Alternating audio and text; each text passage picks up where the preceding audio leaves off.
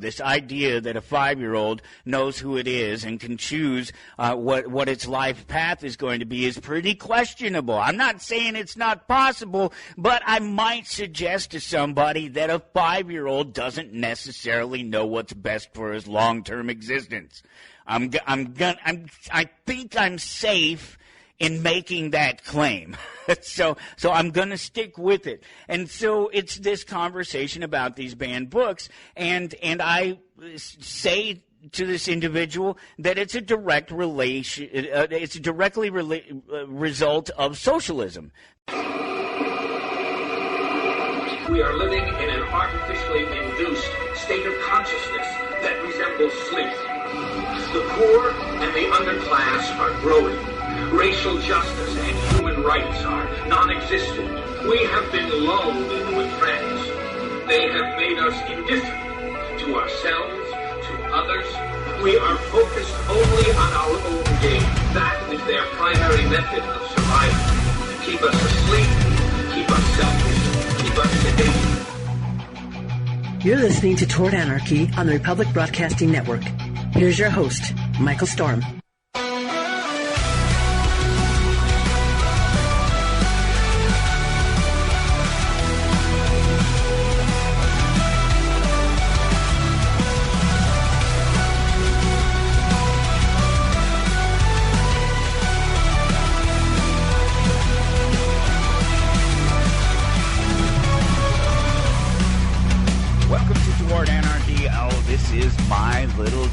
Playground, my safe space, my little corner of the internet that I've been able to carve out for myself. I'm Michael Storm. Thank you so much for joining me and for just tuning in and giving me your time, because I appreciate it. I understand how valuable the time is. So the fact that so many of you come here and spend it with me on a weekly basis, or semi-weekly basis, depending on what time of year it is, and you go for the ride. You take the little ride with me, and we take this thing worldwide right here on the Republic Broadcasting Network. It's Saturday night in my world, whenever you are listening, wherever you find the show at, be sure to tap that, click that like button, that follow button, whatever it is. You can find me also on Facebook, X, and Instagram at Toward Anarchy, and of course at towardanarchy.com. That really, truly is my little digital playground there. It's funny because I thought about this just before turning on the microphone and really trying to tie the show together, and it just occurred to me, this whole little digital playground of mine that I have, and I've talked about it before, just generally speaking, the fact that I've been able to carve out this little space on the internet, in this digital age, and I have my space, and it's mine. I own it pretty well. It's a pretty solid capture of what I represent, what I put out there every week. But at the core of it is my playground, towardanarchy.com. That's my playground. We all have a space, a little space. Well, not everybody, but many of us have a space on the internet out there now. It's not that hard to come by. You just grab a page on Facebook, or you grab a page on Instagram, or LinkedIn, or whatever it is. There's all these different places on the internet where it's somebody else's sandbox, where it's somebody else's place where they get to make the rules and make all of the decisions for everybody. And it's funny just thinking about that and knowing that I don't have that problem. I have my space on the internet, and even if you were to contact the host or something like that and find some legitimate reason, or what they would find as some violation, or they would find you particularly of need to please over me, a paying customer, and possibly have me removed from my host, but that wouldn't actually get rid of that. Wouldn't cancel me. You couldn't cancel me like that. I'd just move my website to another host. I move it to a server offline, offshore. I mean, I could even take it offline as far as that goes. I can host the website on my phone. You can't stop me. I've carved out my little space, and I'm trying not to abuse it. I try to make it available to everybody. It is something of a digital safe space. You don't have to come here and necessarily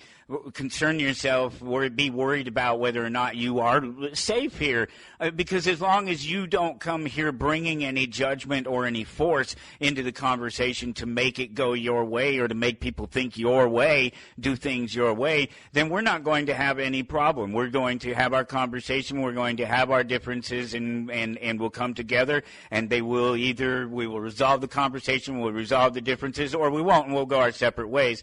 And that's the beauty of a voluntary relationship and being able to get along. And it's the beauty of me being able to have my space to say what I want to say. If you shut me off on a Facebook or an Instagram, Rex, I've never been kicked off of any. I've been penalized here and there, but I don't attack people. I'm not an angry person. It's one of the reasons that the show isn't popular. One, I'm not talking about true crime, and like huge popular. It's extremely popular within my little segment of people, and it blows my mind how many people listen to the show and how many people have signed up for the email list, and it's crazy how many people are listening from week to week and episode to episode. So it's fantastic, but it's not one of those breakout shows because it's not a true crime podcast, and I'm also not an angry white guy. I'm a reasonable white guy, and I don't make any friends in the political spectrum at all. So there's some, 35% of the American audience for sure, and maybe upwards of 50% of the world, and we do take it worldwide. It's a lot of people that are cut out of they cut themselves out of the conversation, and to be fair, I can be pretty brutal, especially to the right, because I know, being on the network, that I have a certain access to a number of politically right-minded individuals, and I mean capital R, right-minded. I don't mean necessarily they are correct, through the access that I have across the network, and so it's something that I can always speak to, regardless of all the other reach around the world. But I'm not angry. I'm not choosing sides, so I don't make any friends in any of those spaces. So the only people that are listening are the small percentage of people that are really particularly smart, and they get it, and they're just hoping to hear, an idea or a thought or a person, something that they haven't necessarily thought of themselves, because that's it's one of my claims. It's been, you can go back, you can check me, I'm on record of making these types of claims all the time, that anybody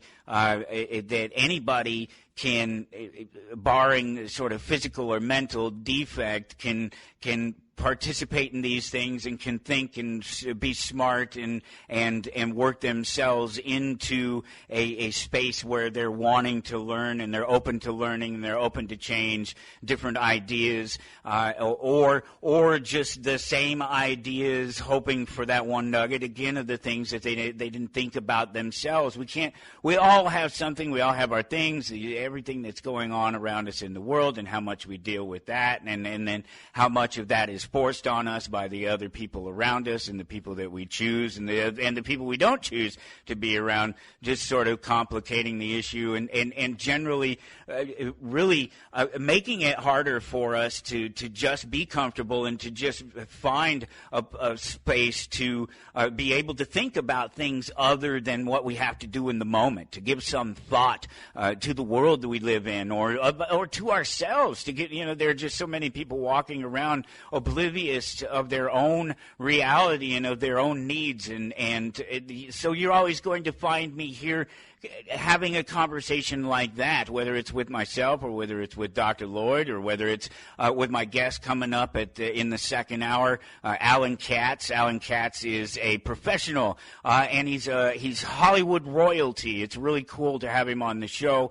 Horror fans, the old school horror fans, are going to very possibly recognize the name Alan Katz right away, because when I talk to him, there'll be the conversation about him being a cult sort of thing within the horror genre, because he is one of the co-creators. He's a very big part of. It's interesting. His story is interesting because he comes into it later, and much later in reality. He is a co-creator of the Crypt Keeper, but the Crypt Keeper for the show Tales from the Crypt, the HBO television series from back in the 80s and in the early 90s.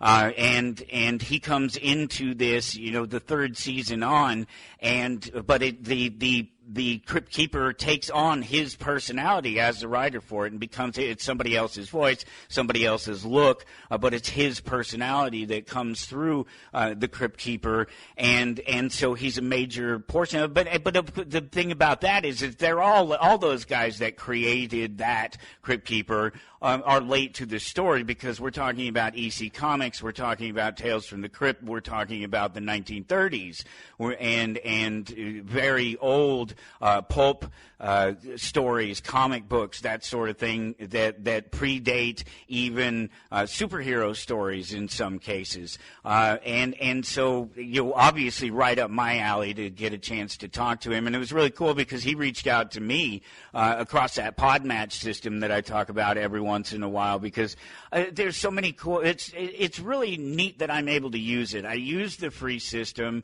and so I don't get paid to talk to any of the people or anything like that, even though they're constantly telling me that I could get paid to do it. Not a job, not trying to make this a job. This is a hobby. This is fun. This is me. This is my exercise. This is all these things that I talk about.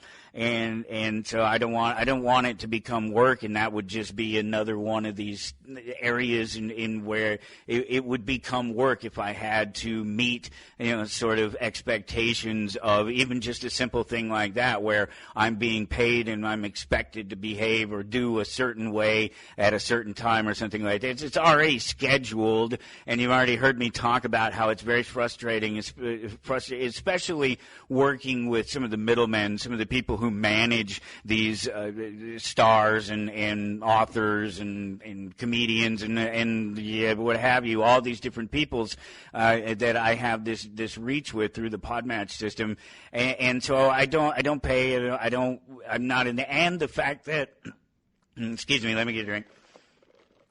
And the fact that I only do the one show a week. It's 2 hours, it's straight up, there's no editing. I just lay it down in one take, both the conversation and this that I'm doing here. It's laid straight out, but it's just that. It's just the one conversation each week that I have with somebody, and so I don't need that much. And they give me a couple of connections every day that I could make across the Podmatch system, and I get way more people trying to get me to let them be on my show than I have any need for sure. And it's not that I don't need them. And that's not what I'm saying. Is that I just don't have the time. I only do the one show, and so it's easy to fill. And so using their free service has made sense. And if you listen to the show, I've used it for years, and I've been perfectly happy with it. Things work, sometimes they don't, and whatever, 99.9% of the time the system works. And I personally have been in contact with the creator of it, and am in contact with the creator of it. I talked to him just not that long ago, just a few days ago. It might have been a week or more ago now. At this point, the last few weeks have rolled on by, but specifically the creator, and there's a few thousand people in this system, and it's growing all the time. And that's just what I can sort of visibly see. There may be more underneath it that I can't see, that aren't as participatory in the system as others. But it's just been a really great thing, and I feel like my voice is heard. I feel like I'm part of the community. That's why I've always stuck with it. And I've met some really great people. Michael McGrooch, he's been on the show a couple times. He's been there. The One-Armed Madman, I met him through the Podmatch system. I met people I already know through the Podmatch system, people I'm already friends with, and I've had their people contact me, reach out to me out of the blue and say that they thought that whoever they represented would be great on the show. And I said, that's great. I'll reach out to him personally. I know him. I'll talk to him and see if they and it's worked out really great. And so I say I have nothing but good things to say about him.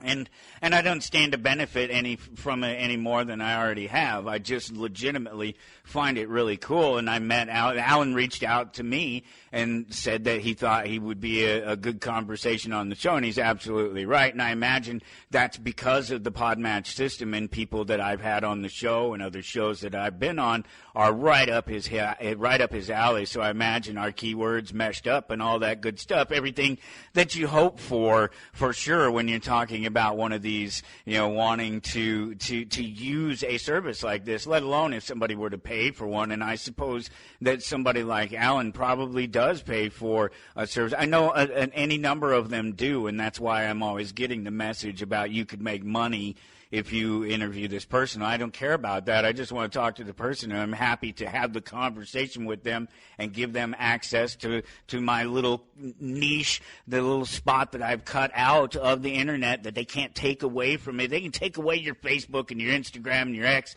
and all that, and you would lose contact with all that. But everybody knows all they have to do to find me is come to towardanarchy.com, and there I will be. You can always drop in the store in Topeka, Kansas. Just don't come gunning for me. I don't have time for that. If you want to go gunning for somebody, go gunning for somebody that going gunning for would actually make a difference, would make a change. If you're going to ball up on somebody and try to make somebody see things your way or make your statement, don't use me as an example, because again, small niche audience, happy to have it. Love all of you guys. I know there's so many of you that listen over and over again. I get the subtle clues even when it's not outright, and the fact that the email list just continues to grow. You can sign up for that at towardanarchy.com. I send a couple of emails at most a year just to kind of let everybody know that I'm still there, and it's simple. It's on every single page. I think any page you click on, you can one way or another get to subscribe. But that's fine. That's fine. Whatever. Do, don't.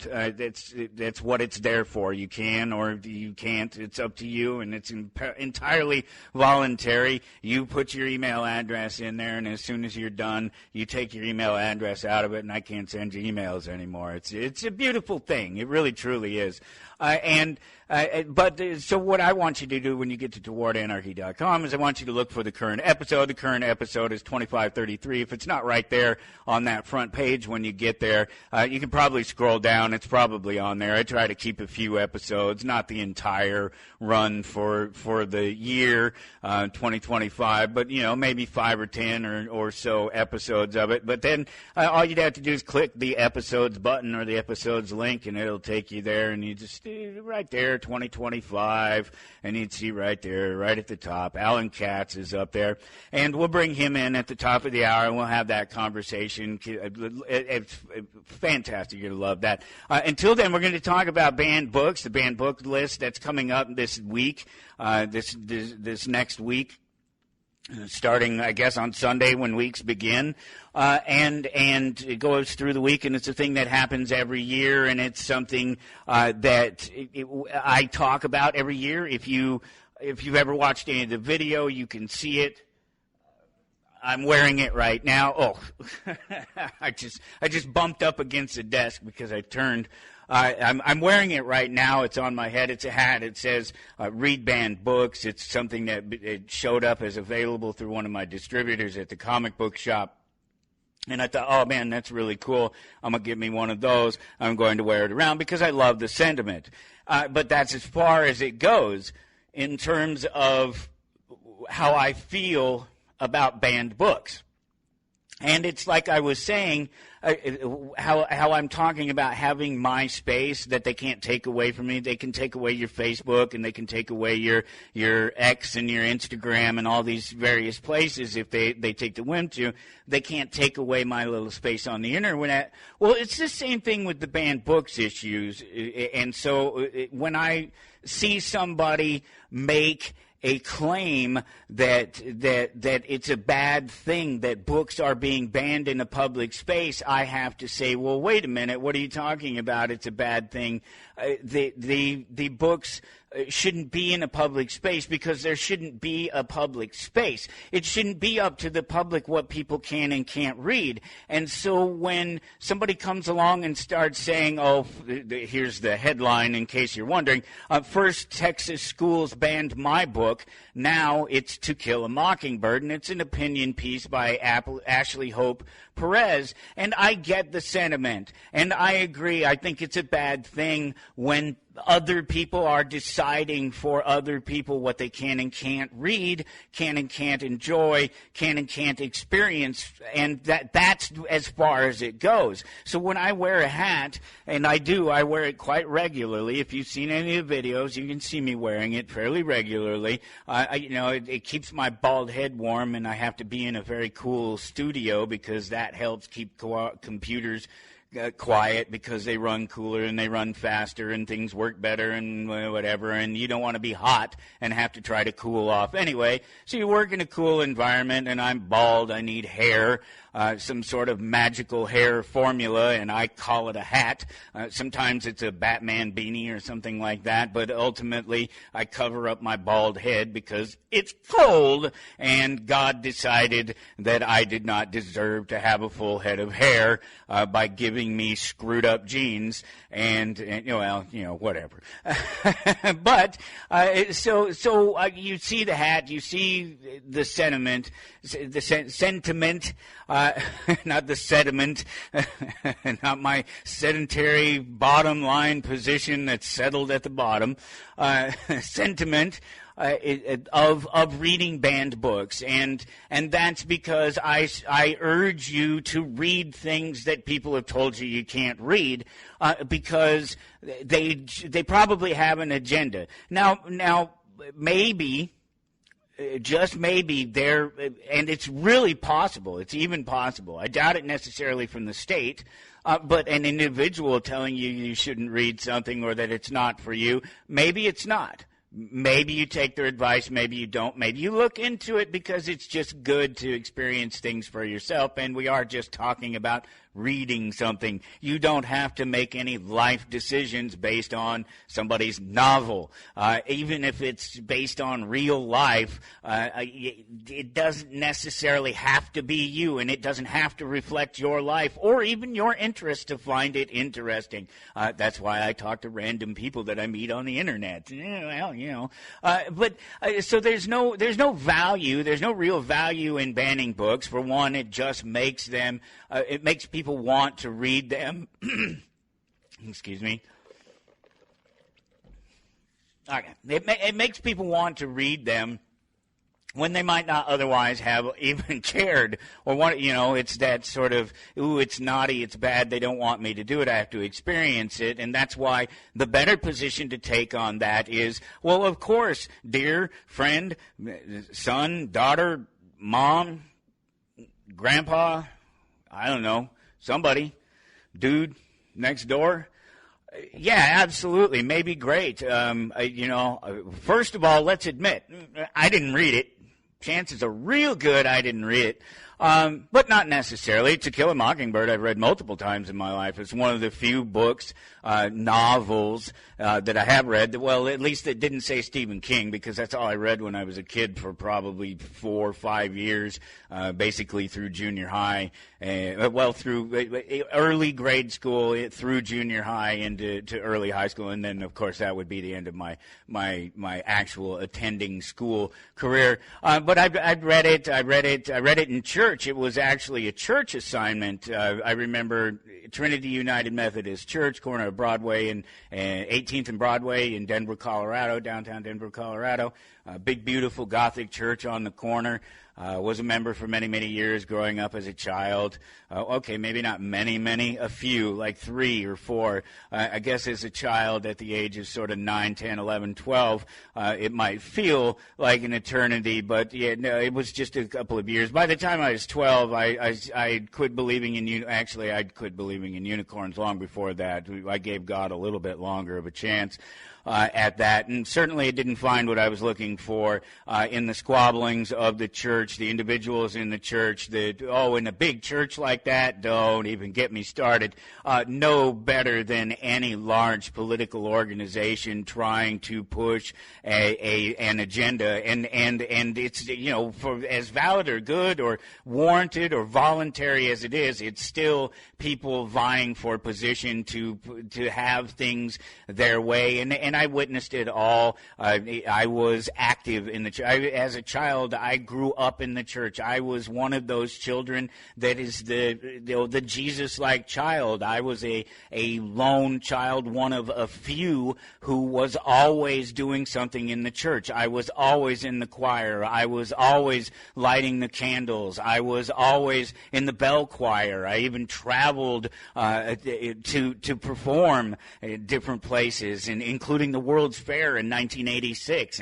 and just I was involved in the church until I was about 12 years old. Right about that same period, 12, 13 years old, that would have been one of the last things I did was that, and then I drifted away from the church. But I was inside it. I participated. I was a person who would be up there at the pew and participating in so many different ways. And so I was always a part of it, and I was always in there.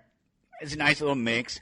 Just just again, one more space and place of influence and things that have given me a better perspective of the world. And it was based on people, and it was based on just this wanting to be free in the relationships with people and in different types of expression. I grew up in the 80s where we had the satanic panic, and those formative years, and that's where every time you turned around, the Christians were blaming stuff on Satanism that not only did I know not to be true, that I was actually participating in, and there was nothing wrong with me. I was no different doing those things than I was before I did those things in terms of my love for my fellow man, or even for my God, as that goes, because I had been doing those things for many years already. I started playing Dungeons and Dragons when I was 7 years old. I was listening to heavy metal music probably about the same time. I remember, Black Sabbath. I remember AC/DC. 1980, the Back in Black, right? I'm pretty sure that all times out right there. I'm like 7 years old, basically, and so all of these things, these things were an influence in my life years before. Already, of course, there'd already been that, but then the actual panic came along. The satanic panic came along. And people in authority, and already the government, teachers, priests, parsons. If you're a Methodist, it's parsons.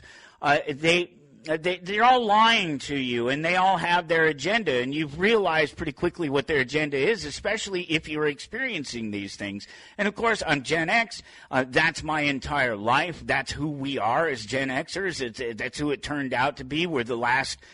Face it, we're the last great generation.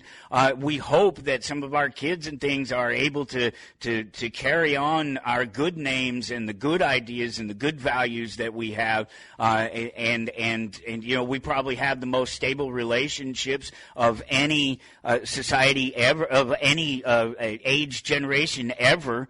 Absolutely. I don't think there's any doubt about it, because I think we chose our relationships. They weren't chosen for us, and they weren't presented to us in a fantastic or phony way like they had been before and like they are now. And so I think I don't think it's without any way to express it and explain it that I can clearly say and honestly say that I think the Generation X is the last great generation. If there were any great generations at all, they're it, because they stand in a special place in time. We stand in a special place in time that exists before, now, and after then.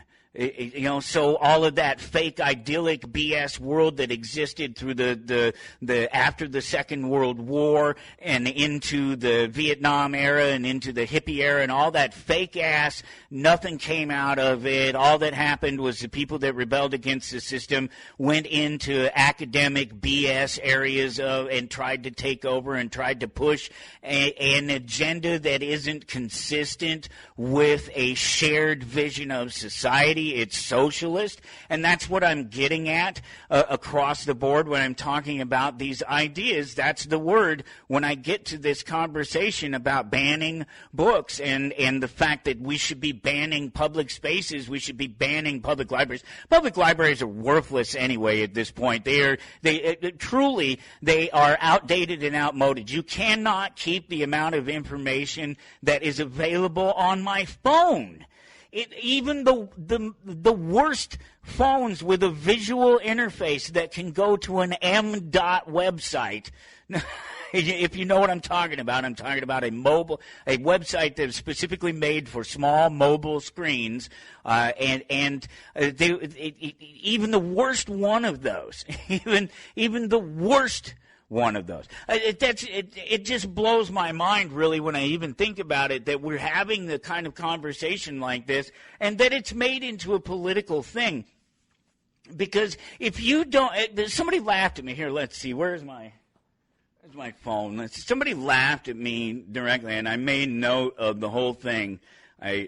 Because I thought it was ridiculous to laugh at somebody in a conversation. And I don't remember all the conversations I had, but this one, it was one of those things where I'm like, we got to make sure to mention that and talk about that, because it fits in with the entirety of this conversation. And let's see if I can find it with any sort of speed here, because I don't ever remember where any of this stuff is, but there is in here somewhere within the first couple of pages just me talking, taking a note.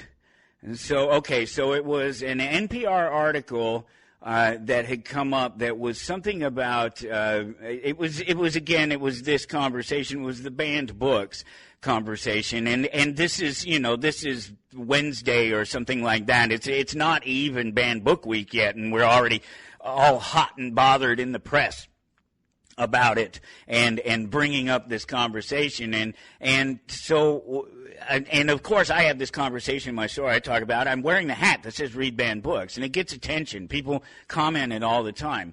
And positively they comment on it, and it's led to a conversation here and there like this, and I'm the first one to express that what I mean by that is I'm not saying that public school children should be forced to, or should even necessarily, it's not my problem, they're not my public school children, so I really don't care, but I don't think it's a good idea that these children necessarily be exposed to books about relationships, especially deep relationships, especially when we're talking, certainly grade school. I think by the time you hit the end of grade school, 12, 13, 14, it's realistic that you better be talking, because they're starting to get the physical changes anyway, and things are going to happen, and they're going... But before that, you're talking to a group of people who don't understand what's going on. They're not experiencing these things in their life. They're imagining experiencing them through somebody else, and they're imagining that they know who they are before they've ever even had a chance to begin to decide who they are. This idea that a 5-year-old knows who it is and can choose what its life path is going to be is pretty questionable. I'm not saying it's not possible, but I might suggest to somebody that a 5-year-old doesn't necessarily know what's best for his long-term existence. I think I'm safe in making that claim. So I'm going to stick with it. And so it's this conversation about these banned books, and I say to this individual that it's a direct result of socialism, that this is socialism at its finest, that banned books are a result of socialism. And of course this person is a socialist. They're all socialists, but this is a left-leaning socialist, and I don't know if I mentioned this or not, Because it is a fact that most of the books that are being banned within the public system, whether it's in Florida or Texas or where else, most of these things are being led by conservatives, the right, and that's why it's a good thing for me to have this conversation with you. There's better things you could do with your time. One would be take your damn kids out of public schools and get rid of public schools. Well, that would be two things, wouldn't it? Well, at any rate, those two things would go hand in hand. But this person is a socialist. They are a socialist. That's who they are. The socialists. They are leftists.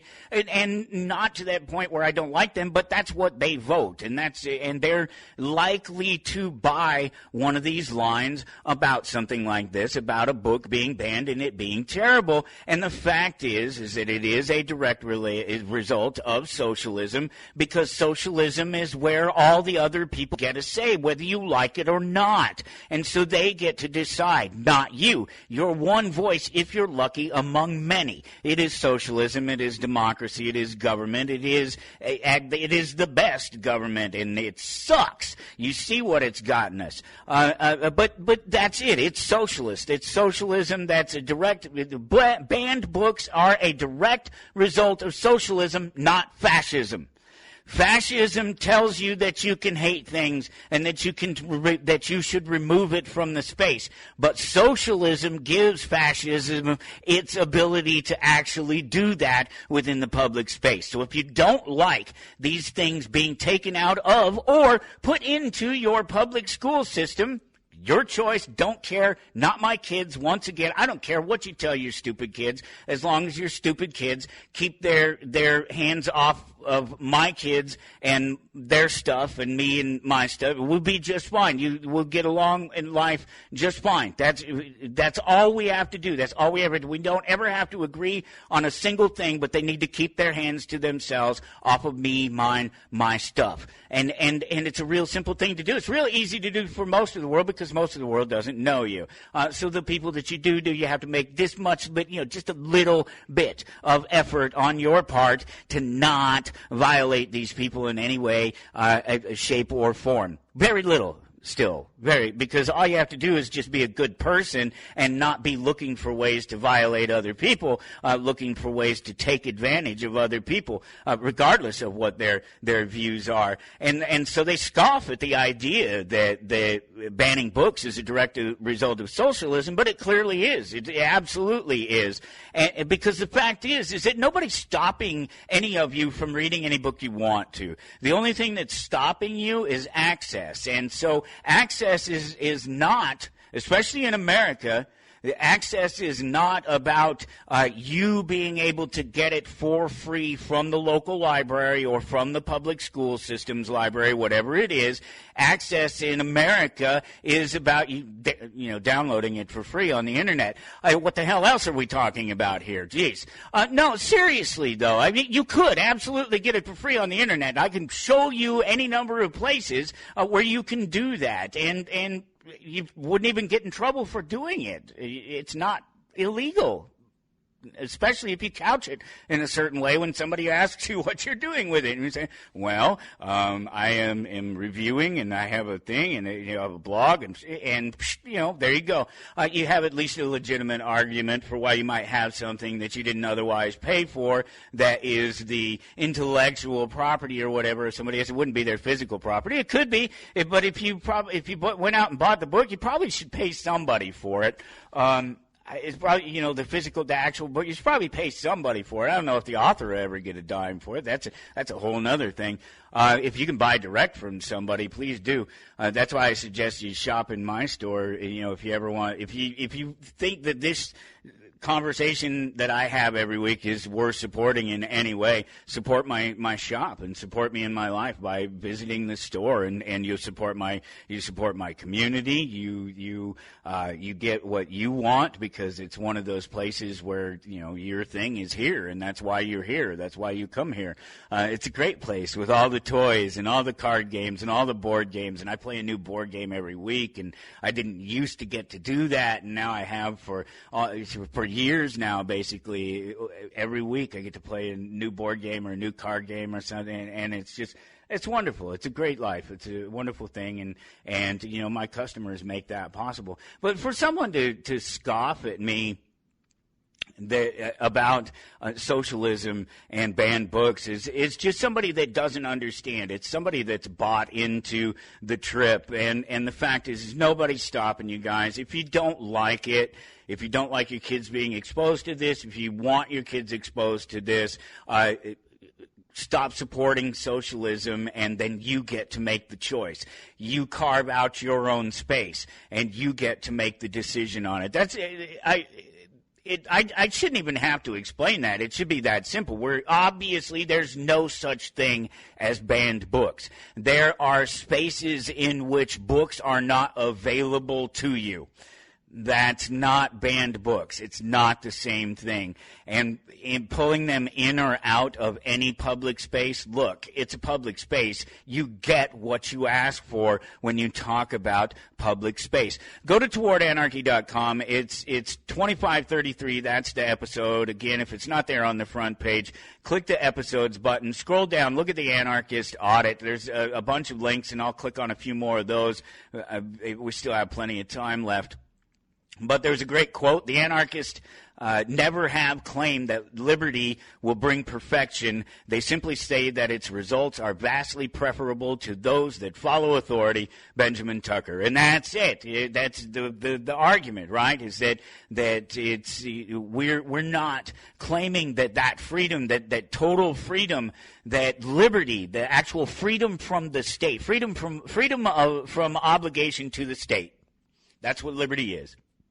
That's a very complex, full definition of the term liberty. You are at liberty. That means you owe no obligation to any authority. So you are at liberty to do what you want in the eyes of the authority because you have not violated them, ultimately. And it's hard to violate them if they're kept to a minimized state in their response, and including and limited to response, complaints, direct complaints by other citizens asking for help from the authority in resolving some dispute between them and another state or them and another person or what have you. That's what the authority is supposedly there for in our system, and that's what true liberty is. The rest of this is liberty with conditions. It's liberty with, well, yeah, but you still got to pay taxes, and you still can't drive down the road at a certain speed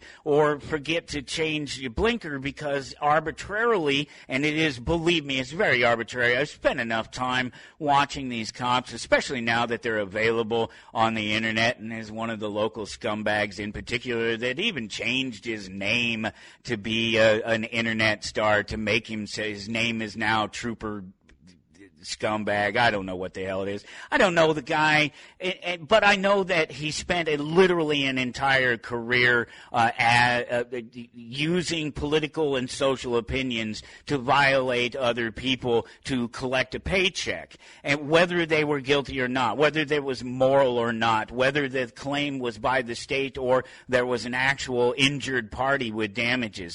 So he doesn't impress me. None of them impress me. And I've listened to them selectively choose, oh, well, we pulled over the members of Journey the other day. They were on their way to a concert, and they were speeding and blah, blah, blah. And, oh, they're my favorite band. I love Wheel in the Sky, and that's my favorite song. And I got to take pictures with them on the road, and I gave them a warning and let them on their way. Selectively choosing to enforce the law at best. At worst, just violating anybody for any reason that they can come up with. And so I'm not impressed by these people or the system. There is no liberty from the system. You are a slave to this system. You will do what they say, regardless of whether or not there's a victim or any sort of moral, true claim for another party to be involved in your dispute with somebody else, invited into it, or to just be going about your business, not doing anything to anyone but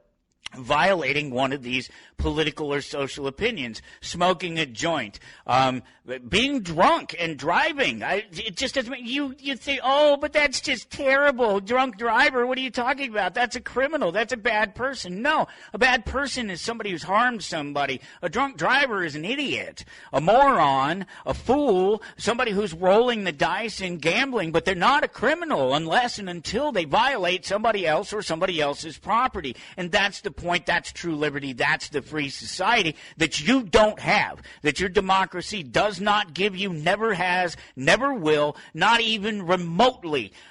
Before democracy was a thing, maybe there was a little bit of freedom. Maybe the state existed in the space that it does as just a space to help minimize the size of the world. That's really all you can say about what you want out of the state. You want it to be a barrier between you and the masses. That's it. That's really all you do, and you don't want it to be the thing that is causing you to need a barrier between you and the masses. Holy jeez, doesn't that just completely defeat the purpose? So it becomes adversarial to you, and that's language that is very specific. And when I use it, when I say the word adversarial and how the state is adversarial to people, it becomes an adversary. It is not an injured party, but it makes itself an adversary by inserting itself in there, dictating to us laws, dictating to us outcomes of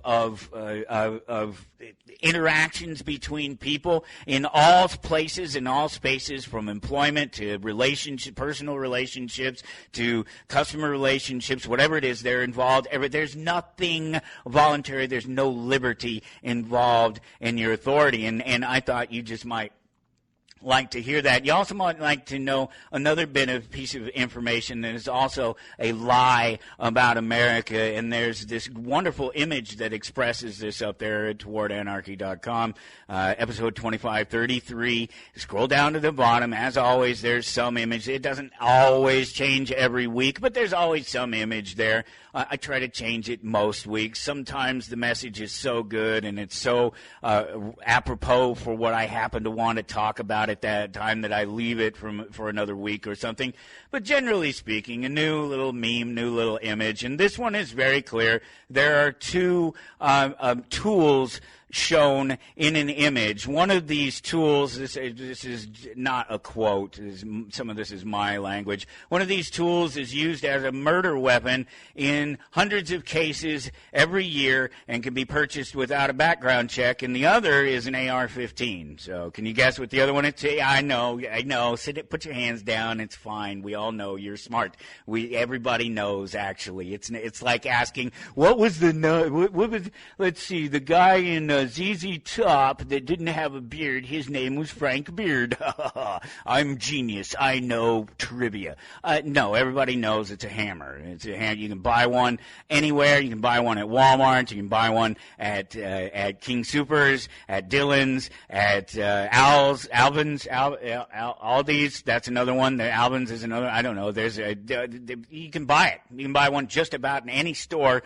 The local gas station might even have one. Some of them do. They'd have a handful of selection of tools and things, screwdriver, a little wrench or something, just a couple of things, a pair of pliers, probably not a wrench, at just a small local gas station. But I bet if you went to the truck stop in town, I bet you they got a hammer, maybe even a rubber mallet. Yeah, it's a tool just like the AR-15 that's used to kill a lot of people, and there's nobody stopping anybody from using it. Let's hit a few more of these links while we still have some time. As soon as we hit the top of the hour here, the second hour, we'll bring Alan Katz into the conversation. Wonderful conversation with him, and I have guests all the way up through. I think except for what days we take off for the coming holiday, for Thanksgiving and for Christmas, there'll be some time off on the network itself, and I will take that time off as well. Except for those, we'll have somebody new to talk to every week from here on to the end of the year, and maybe even into next year. I'm on a roll. It happens this time every year. Just as I can easily set the ball down for a little bit and just kind of walk away from the game, I jump right back into it and start swinging. a lot of ball references, and I don't do a lot of balling. I'm not a baller. So there's a documentary out about George Orwell, and I haven't watched it yet. That's how it works around here. I haven't read the book. I'm not telling you to read the book or not to read the book. I'm not giving you my opinion of it, unless it's a comic book. And I'm trying to get somebody to buy the thing, frankly. I'm letting these authors, these people, all of them speak for themselves, and that's the same with this. I just thought it was interesting. I saw it. It popped up. I don't even know how old it is. I watched the trailer. It sounded really good. I went to look at it. I haven't had a chance to watch the thing yet, but I plan to. And who knows, maybe I'll let you know what I thought of the thing sometime down the road.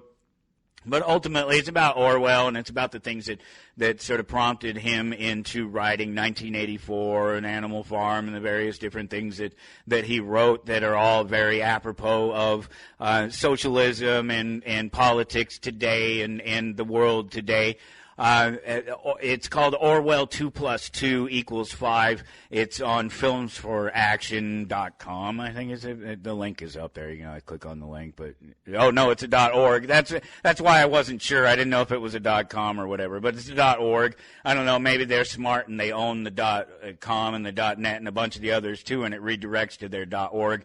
But either way, the actual link is up there. You can click on it, and it'll take you there, and it'll tell you about it, and you can sign in, and you can join up. And some of the things, there are some free ones to watch, and there are others that you have to pay for. There may be a subscription service. There was a bunch of different cool-looking little documentaries, things about economics, and who knows how good that is. The next person that claims, look at all sorts of stuff about economics. The Corporation, 2003. You remember that? That was a really good one. That's one you can still watch on YouTube. That's one that's up there on YouTube.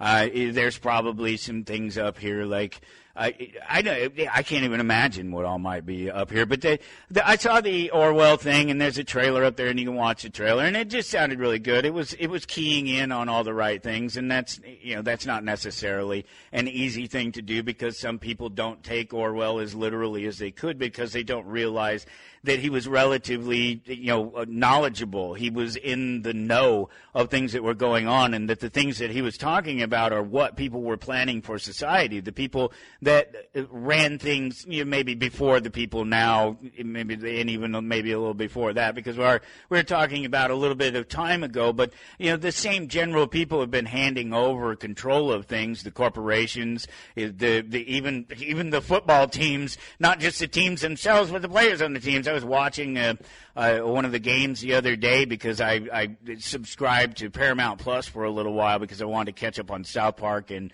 the new Beavis and Butthead, all these new shows, and they've been great. They've been wonderful. I've been enjoying them, and I was watching some football because it's CBS, and so I get a couple of the games each week, and I was watching it, and there's, it's Mike Shanahan. Well, no, that's not his name. It's somebody else, Shanahan, but that's Mike Shanahan's son, and that was Mike Shanahan. It was 30 years ago, and then there's McCaffrey, and it's Eddie McCaffrey. No, that's not Ed McCaffrey. Ed McCaffrey was 30 years ago. That's Christian McCaffrey. That's who that is. That's and so I'm just watching this because these guys are all in the same team, San Francisco, I think, which makes sense because the offense of the Broncos in the Elway years, those later Elway years for sure, those mid and late Elway years were they were that same offense as the offense style as what came out of San Francisco, and those using the tight ends and backing up your long game and your short game by taking advantage of those tight ends, having a lighter but stronger fullback. And would you believe that I can talk about these things? Would you even believe that the fact that I barely mention NFL and football, that I could talk about these things? I love the game. I've always loved the game. I don't necessarily care for the politics around any of it or the economics around any of it, but but I love a good game. I love a good competition. That'll never change. But I just was watching and I was like, man, everything is just handed down. And it's just, it's the same with Hollywood. It's the same with all of these very gate-kept positions. And it only will it will only become more and more like that as everything becomes more specialized, or at least centralized, if not specialized by itself. You've heard about carbon swaps. You know about carbon swaps around here. I know you do across the network, if not everywhere else. But you know what a carbon swap is. It's ultimately you're buying the carbon output of another company that doesn't output as much carbon as you do, and pretending that you're changing the amount of carbon that goes into the atmosphere. And it's this nice little money laundering scheme that I think that what's his face, creator of the internet, Al Gore came up with, back in the 90s, back during the Clinton presidency. And it was this carbon swap thing. And now there's a new version of it, the old climate change shell game, where passengers, people who fly on planes, can buy carbon swaps. And so if you're feeling guilty about the massive amounts of pollution out, but whatever, it is what it is. Technology will drive, need, all of these things will change these things over time. That's just a given. It's the way it goes. And we've already proven, we know that the earth can heal itself. We know that these things, they're not permanent. They don't have to be. We just need to keep free enterprise and liberty going as much as we can. But if you're at all concerned about it, if you're feeling guilty about air pollution, the air pollution output by all your traveling around, your constant jet setting, you Kardashian, you can, like any good problem, you can pretend to throw some money at it and call it good and just walk away from it. You don't have to, just don't think about that. It doesn't actually change. That's the thing about the carbon swap, because it doesn't actually change or reduce the amount of pollution. It just makes it so that you're not theoretically polluting more, but you're not, because you're allowing the company to pollute more than they're given permission to by the law. They're allowing them to pollute more because they paid to buy somebody else's pollution that they didn't use. So the amount of pollution isn't changing. It's capped theoretically, but it's not, because you just buy more and more, and they keep polluting. And other places, they don't.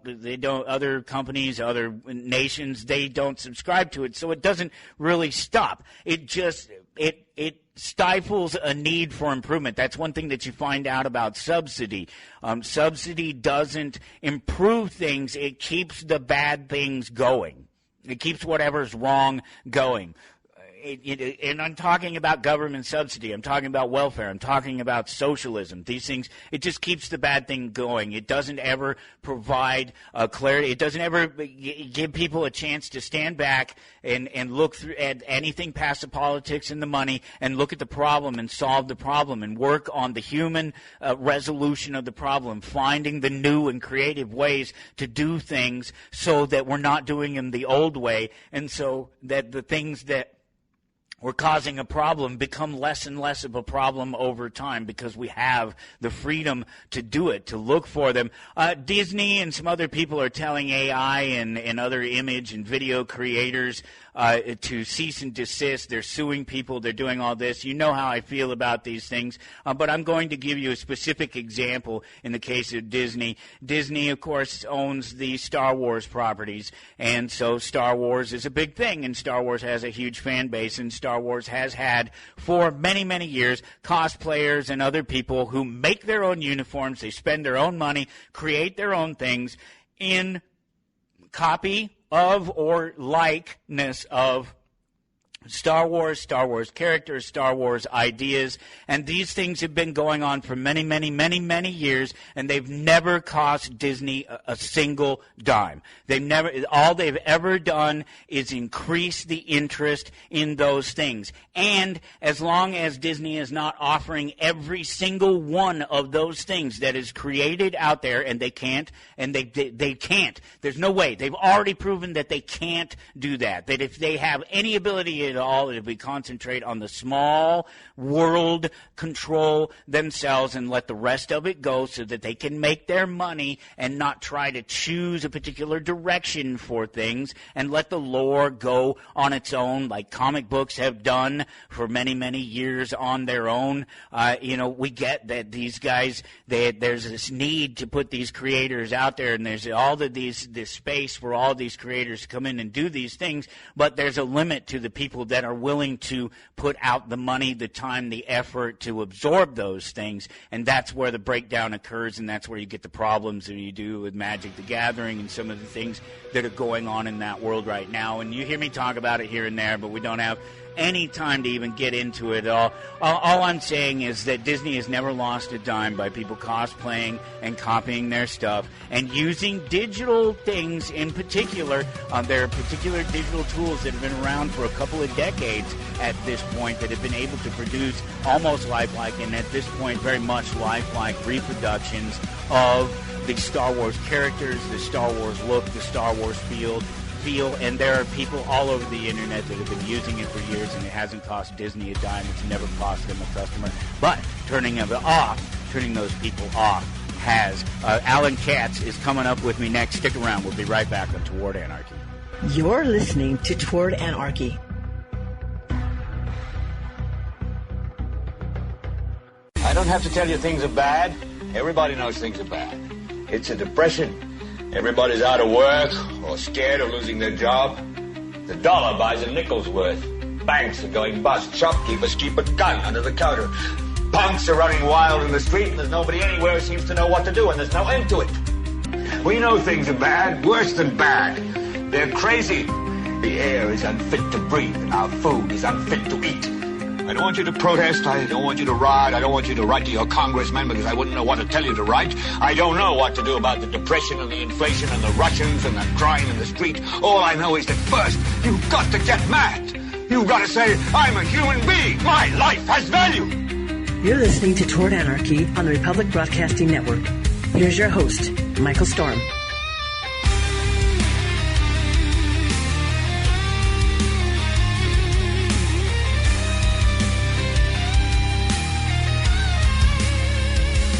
All right, and here we go up into hour number 2, towardanarchy.com to follow along. And as always, right there, let's see, what will it be? It'll be 2533. That'll be the episode number. When you get to towardanarchy.com, you find that, you find information about my guests, you find the links, because us saying them just doesn't quite do it for typing.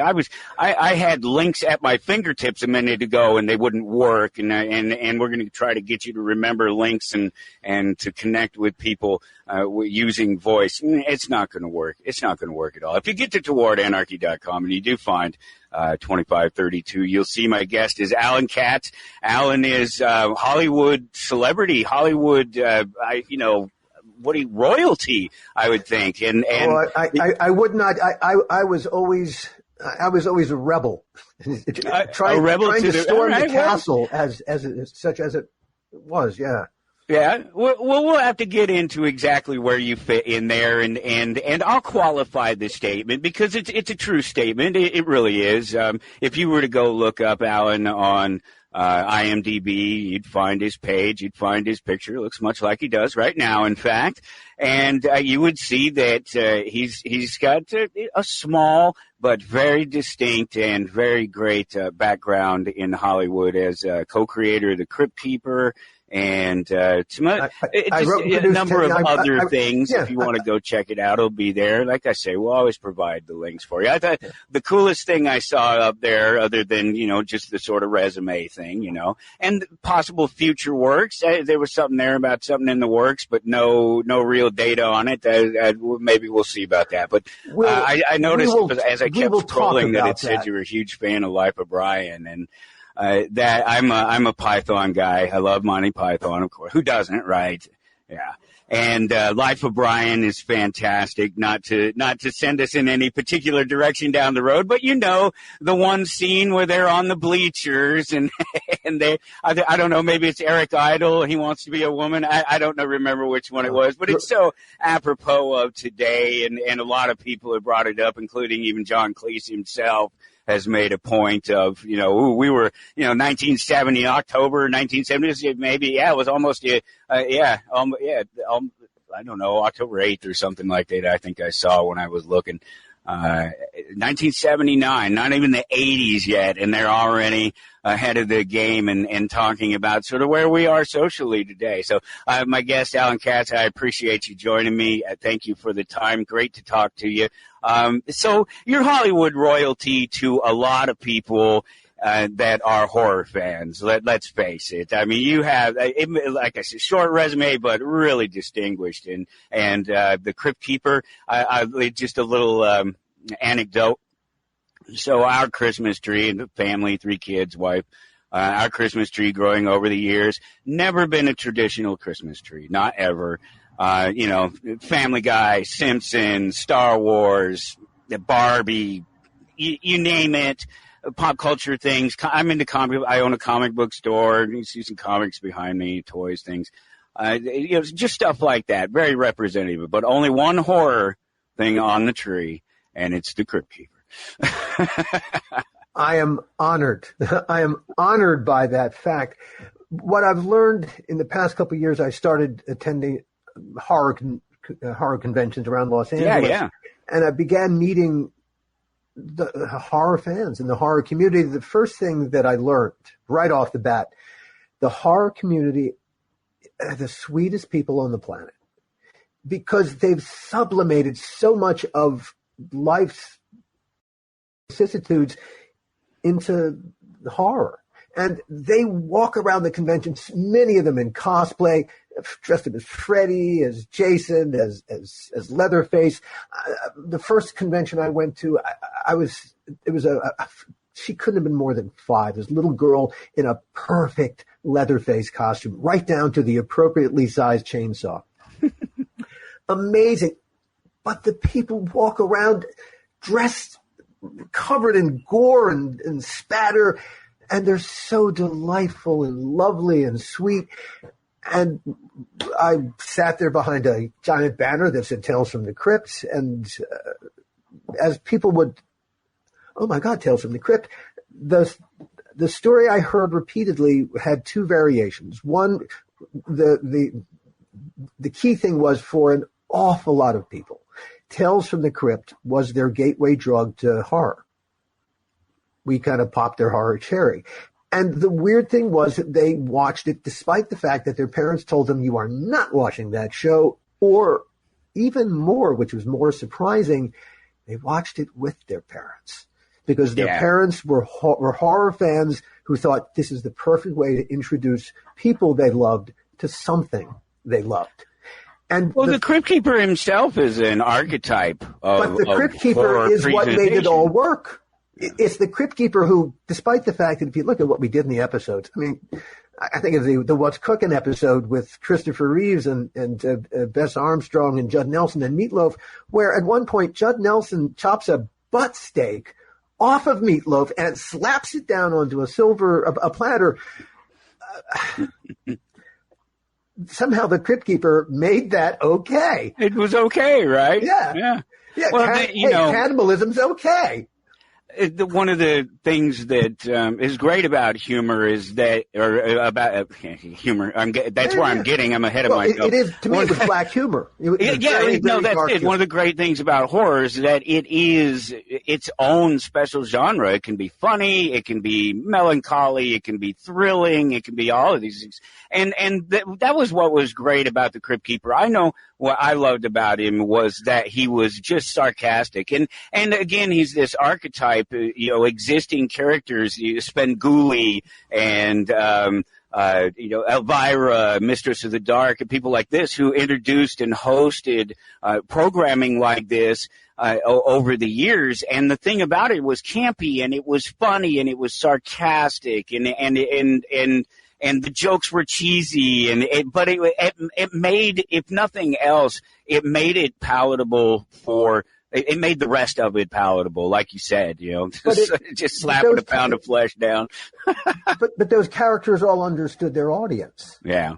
And it's a very it's a very individual thing, and most horror fans, it touches something very deeply inside them. It might be a feeling of misfit status, of being an outsider to the culture, feeling either the monster or being monstered upon, and so there's a certain understanding of there's an understanding of the monster. Yeah, the Frankenstein's monster has a kind of soul,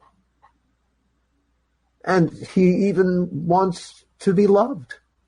In Bride of Frankenstein, yeah, right. At least, the Wolfman has a very human story, though he turns into a wolf. It is the human part of the horror that's what really makes it tick.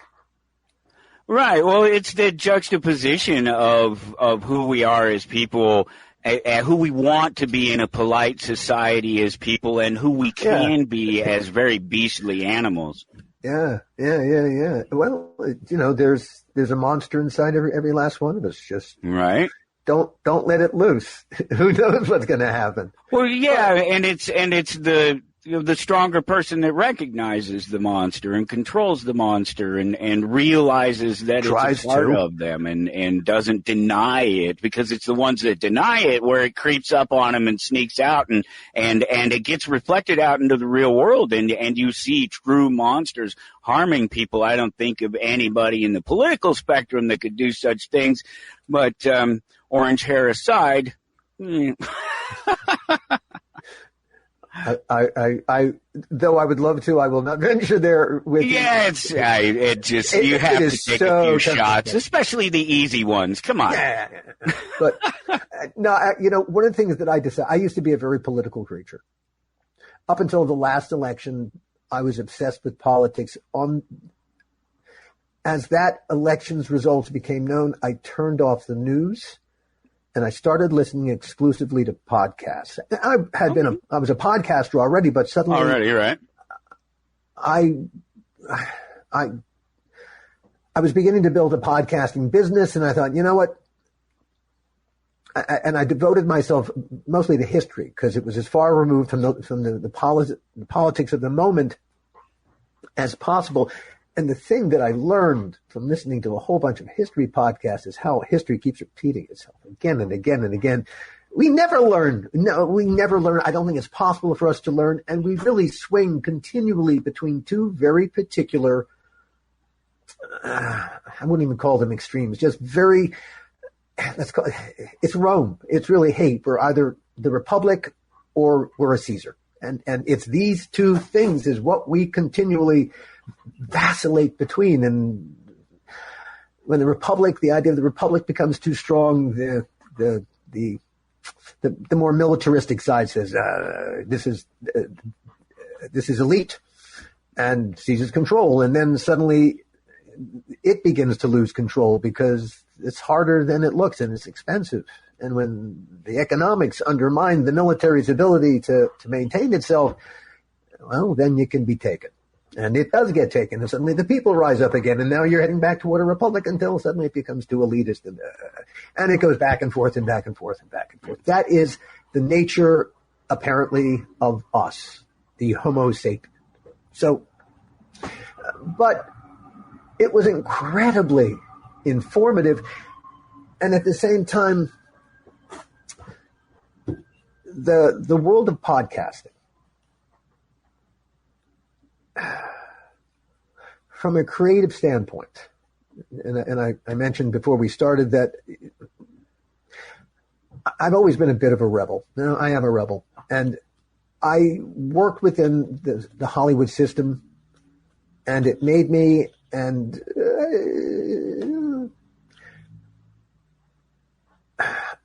a problem of my own, undermined my ability to take the success I had achieved and turn it into something bigger. I can see that. I can see that being a Hollywood thing, yeah. But the problem wasn't so much Hollywood, the problem was me. And after I did, Tales from the Crypt was was an incredible show to do. It was everyone who did Tales from the Crypt. As we look back on our careers, we would all tell you that it was truly special because of all the creative freedom that we had.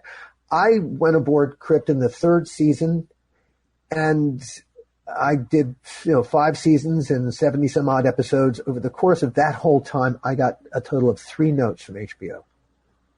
3. And that kind of creative freedom went all the way through the creative process. We were trusted to tell the stories the way that we felt they had to be told. And that was magnificent. Because my partner at the time, Gil Adler, and I took the franchise and we reinvigorated. When Tales from the Crypt was, when HBO put it on their air in 1989, HBO was still mostly movies. They were just dipping their toe into the original programming business. Mm-hmm. They had shows like First and 10 and Dream On, which are basically just single camera shows with tits in the word. If you took tits and out, they were basically just network ready single camera shows. There was nothing extraordinary about them. Yeah, right. Then you had these 4 Hollywood mega producers, Joel Silver, Joel's the Lethal Weapon movies, the Matrix movies, all kinds of great action franchises. Richard Donner, who directed Superman, and he also directed Lethal Weapon. The Omen was Dick Donner. Walter Hill, 48 Hours, a bunch of amazing action movies. And Robert Zemeckis, Back to the Future, Forrest Gump, an amazing movies. These 4 mega producers approached HBO with a passion project, a comic book from their youth that they love, all the EC comics, the Vault of Horror, the Tales from the Crypt, with a passion project. And they said, we want to take this passion project from our youth and take a big feature film vision and put it inside your little TV box. And HBO jumped up and down and said, yeah, do whatever you want, guys. And so rather than develop the project, because taking a franchise like Tales from the Crypt, like the EC Comics, and translating them from one medium, a comic book, into a completely different medium, a TV series, well, the franchise elements don't translate themselves. They don't get up and walk from one to the other. Someone has to be responsible for. Sometimes they don't translate at all. Exactly. So it's someone has to do it, and someone has to know what they're doing while they're doing it, and lovingly and understanding what makes the franchise work. Well, no one had that job. They just went right to work writing scripts. So the first season was 6 episodes. They kind of got away with it to a degree, but HBO was happy. They ordered a second season of 18 episodes and a third season of 13 episodes. And still no development process. The executive producers went right to work writing scripts.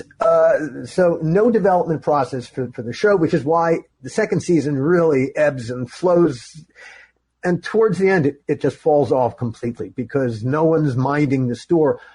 By the same token, the way that you make a TV show, and these were movie producers with no experience in making TV shows, no idea how to actually do it, let alone pay for it.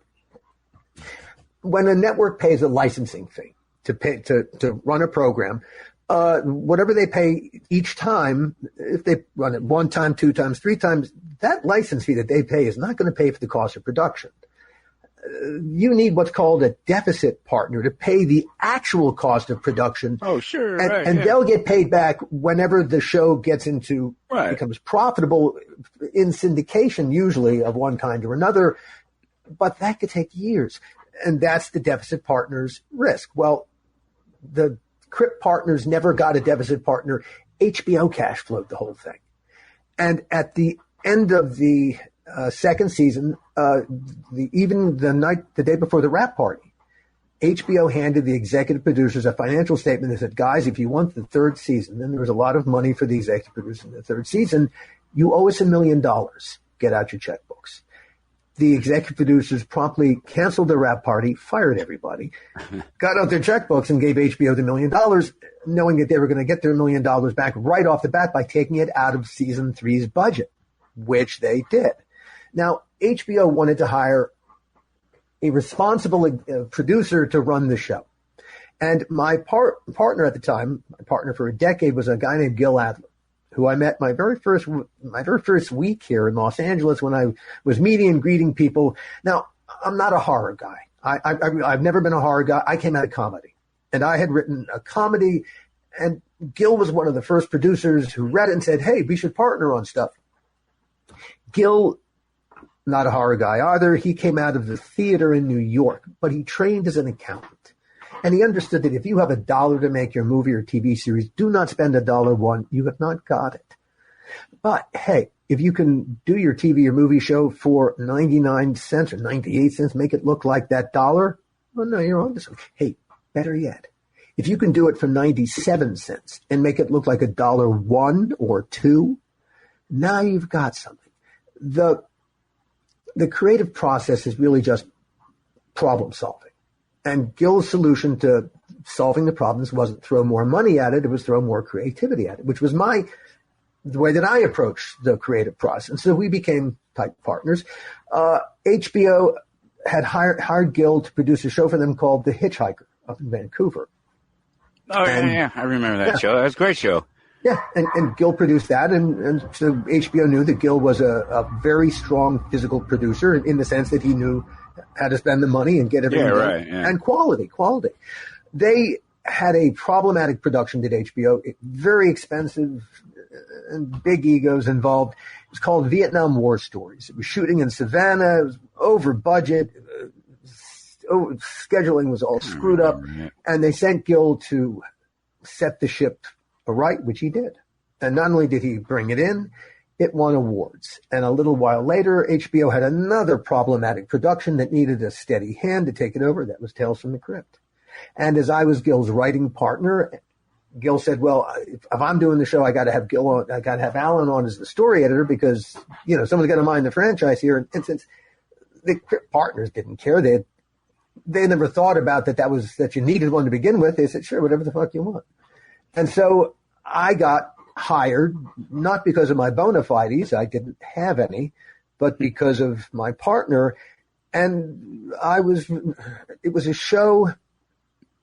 Oh my God, I was so happy to be on that show, not just because it was a paying gig, but because I grew up loving those comic books. And the reason that the thing that iced the cake and really got me the job, when I sat down for my conversation with the Crypt partners, excuse me, my question was, knowing that I was going to have to write all the Crypt Keeper segments as part of my job, my question was, well, okay, at the end of the production day, we all punch the clock and go home. All right, the Crypt Keeper punches the clock and goes back to his crypt. When he gets home, what does he have for dinner? What does he watch on TV? All right, who are his friends? What are his hobbies? What are his likes and dislikes? Yeah.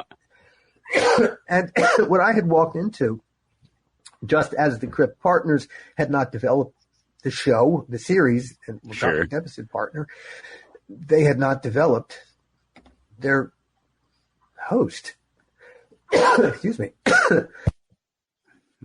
Grab some water. Let me have a quick. Check these out. So they started. EC has been doing comics again for a while. The thing is, the Crypt Keeper in the comic books is an old white guy with stringy hair. Yeah. The executive producers of Tales from the Crypt wanted their own Crypt Keeper.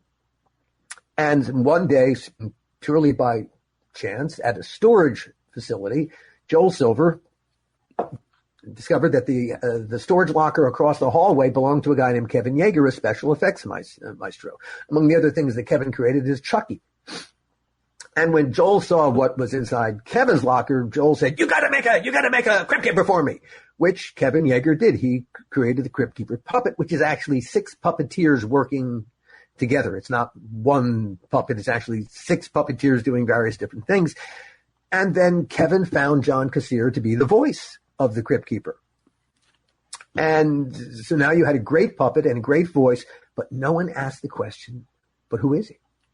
Until I came into the 3rd season, whoever wrote the script for the episodes before I got there simply threw some lines at the Crypt Keeper, and that's what he said. But because I sat down, just in order to do my damn job, just to write those segments, I don't know how to write for a character that doesn't exist. How do you write a cipher? And so just to write the scripts, I had to create a character for him and stick it inside of him. I grew up loving old movies. I loved the Marx Brothers. And so the Crypt Keeper became my little Groucho Marx. And having to invest the personality inside of him, and being a writer and therefore somewhat lazy, I reached for the closest personality at hand, which was mine, and I stuck me inside of him. So the Crypt Keeper looks like Kevin's puppet. He sounds like John's voice, but every thought in his head, every word that tumbled out of his mouth was me. During that third season, which was supposed to be the last, because we focused attention back on the franchise, we also went after big stars again. But most importantly, it turned out because we invested the Crypt Keeper with a personality, an inner life, and he suddenly became the franchise. And not only was that not our last season, but we went on to do, a total of 7 seasons in all. And Universal Pictures recognized that suddenly this franchise had value beyond a TV screen, and they ordered up 3 feature films. And that was great. We went to work. We made the first one was called Demon Knight, which just is its 30th anniversary. I was just at a screening on Sunday night where Ernest Dickerson, the director, and Billy Zane, the star, took questions from the audience. It was a wonderful event, a full house in Culver City. Gil was supposed to direct the first, but he didn't want to do a monster movie, which that's what the partners wanted to do. Like I said, Gil and I didn't come out of horror, and we were very desperately afraid that the town would pigeonhole us as, horror guys. And so we wanted that Second Tales feature film to be something completely different, going on Monty Python. And we had developed over the course of 18 months a taut psychological thriller called Dead Easy. It was about a recovered memory. It took place in the swamps outside New Orleans, had a great franchise villain, this Harlequin character. And Universal Pictures must have been down with it because we were spending their money. Revisions to the script. We were casting. We hired a young unknown actress named Salma Hayek to play the female lead. We spent 6 months in New Orleans getting the movie ready. And 3 weeks before the start of principal photography, Universal literally called us on the phone and said, "Stop spending money. Get on an airplane. Come home. You're not making that movie." No. And so we went back to Los Angeles and we said, "What's happening?"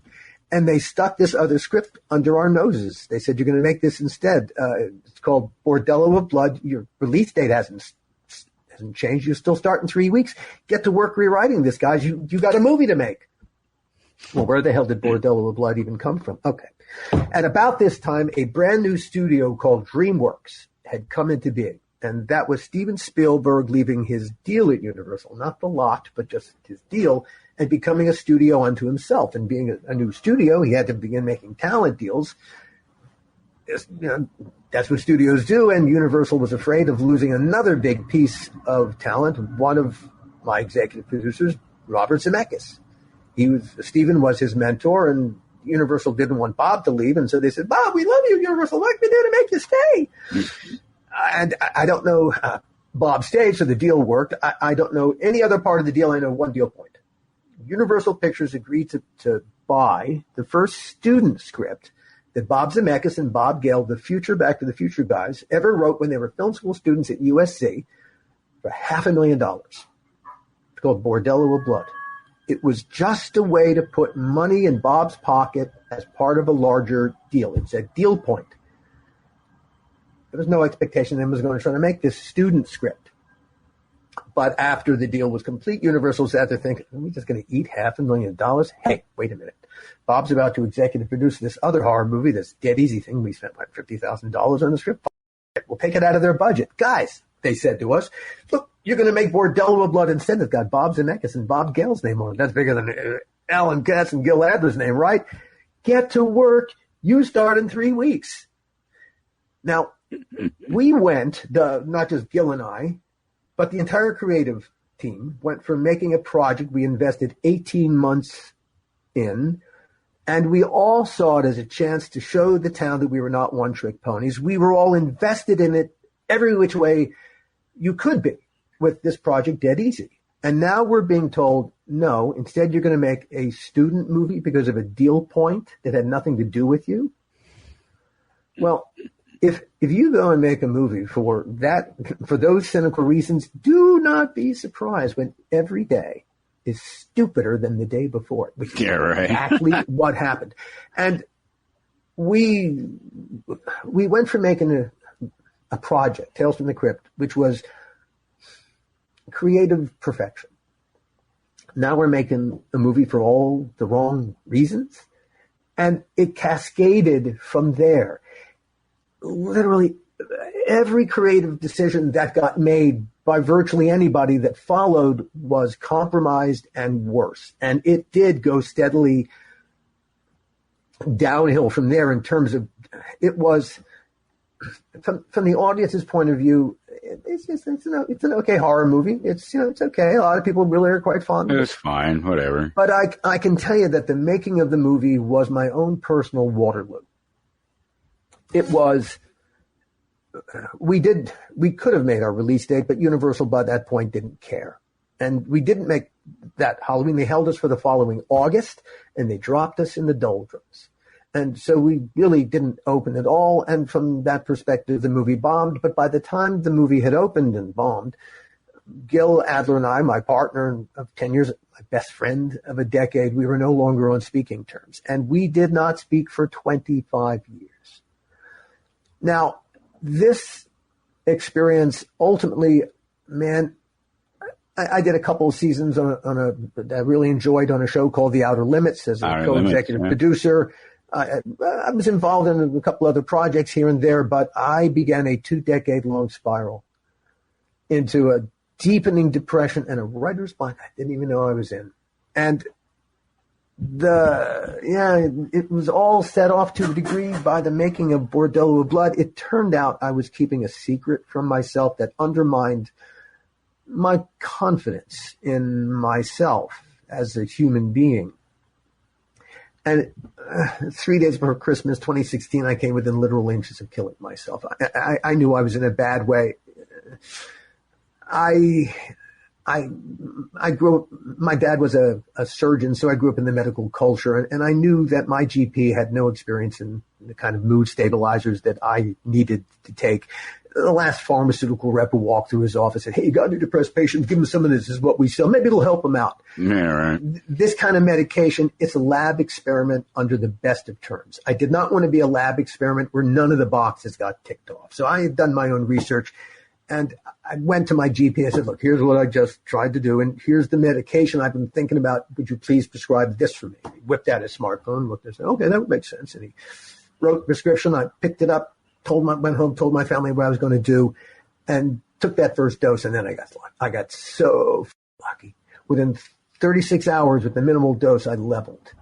It put the darkness inside a cage where it could no longer get at me. And now that the self-loathing rage could no longer get at me, I could get at the thing that was causing the self-loathing rage. I've been keeping a secret from myself for 45 years. Then when I was 14, the religious director at the synagogue where my family belonged sexually molested me twice. The first time, bad. It's the second time that really f***ed me up. Because the second time happened because I didn't say anything the first time. And in the middle of that second time, I know I did it.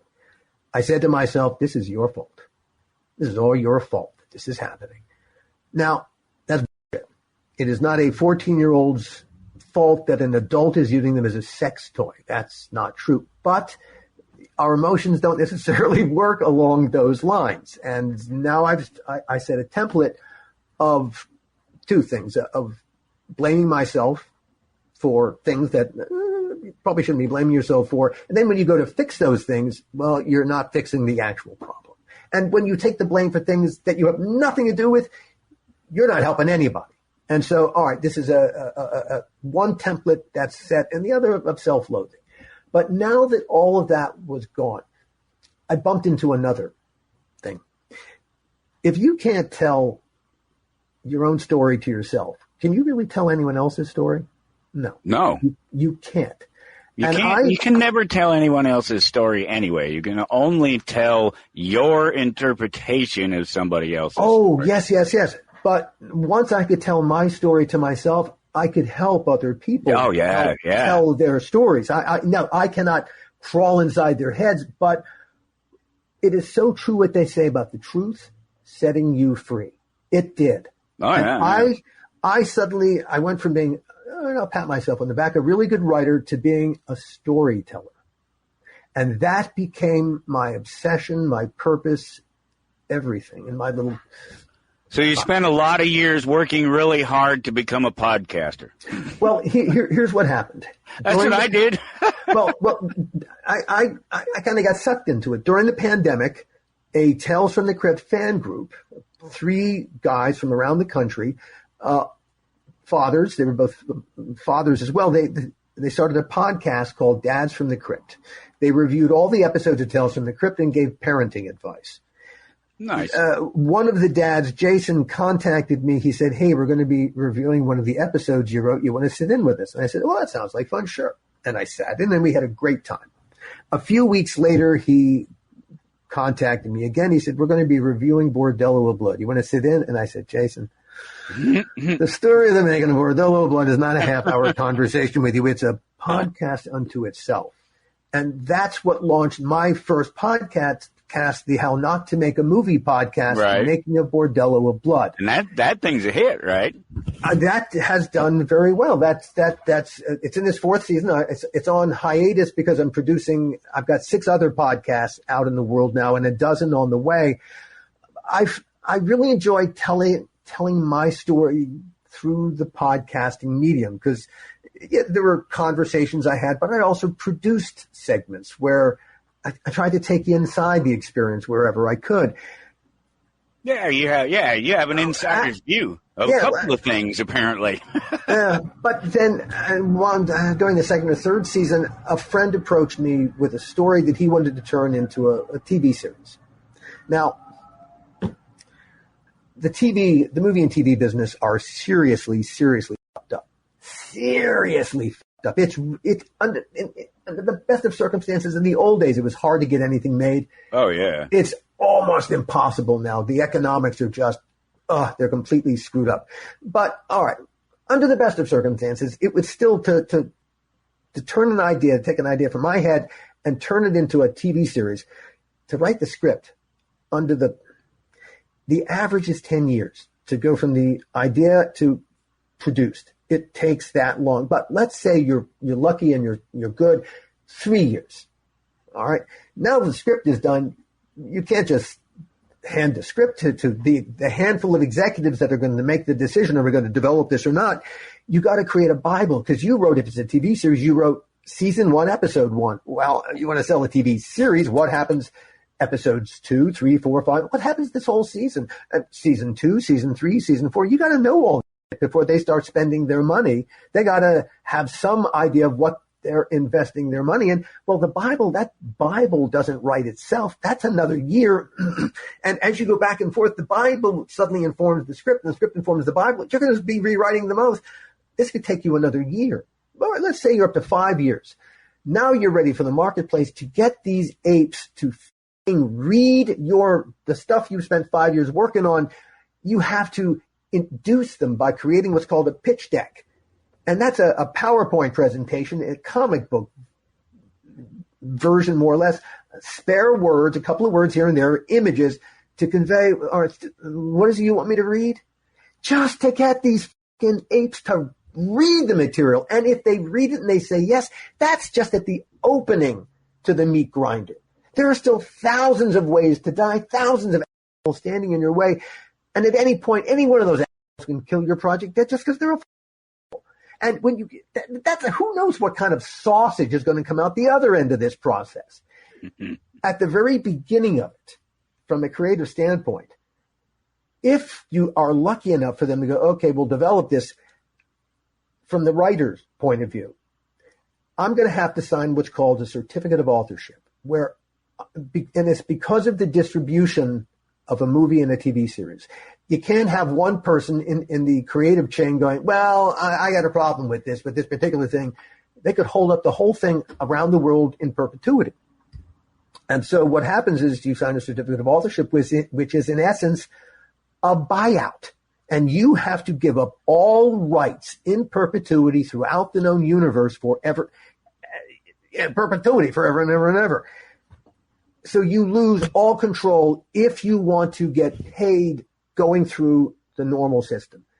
Well, if I'm going to take the same idea and turn it into a podcast, there ain't nobody standing in my way. In fact, I can create the content, I can produce the content, I can distribute the content, I can monetize and collect on the monetization all by myself. I don't need anybody else doing anything or taking the money, aside from the credit card company getting its cut. Aside from that, and at the end of the day, if I do it as a podcast, I still own it 100%. Yeah, no, that's absolutely true. It's funny because obviously we run in these circles where people are looking for guests for their podcasts and things like that. We met on this Podmatch system, which is really great. I don't get paid on the system. I don't pay for it myself because I only do one episode a week, and so it just doesn't benefit me to do it. But it's a fantastic place and a fantastic way to meet people. And one of the things that I hear other podcasters talk about is all the effort that they have to put in to put their podcast out there, when all I did was build a website, create an RSS feed, and start plugging it in places. But there's nothing. Look, one of the great things about the podcasting world is that, hey, what do you want to do? Literally, everyone can do it. Now, not everyone's going to be successful. No. But sometimes, really, how are you going to measure success? Sometimes just putting something out there in the world is all by itself a measure of success. Yeah, absolutely. Just putting it out there into the world. Now, success, it's a question of what's your content. Create great content, you will have a better chance of it succeeding, monetizing to some degree. If you walk into this world, I'm going to get rich, you will not get rich. If you walk into this world saying, I've got a great story that I need to tell, and I want to tell it the best way possible, okay. If you build it, they will come. It will require patience and perseverance. My approach to podcasting is very much along these lines. It's about being in the right place at the right time. That means, though, that you were standing in the right place at the wrong time up until that moment. Until then, people were walking by you, looking at you, going, what the f*** are you standing there for, you f***ing moron? And then the door opened that you were standing at, and everyone suddenly turned and went, how did he know? How did you know? So you have to be true to your purpose. That means have a purpose. Be purposeful. And in being purposeful with whatever the project is that you're doing, well, the audience hears that. Another thing I love about storytelling in this medium, aside from the ownership, is the intimacy.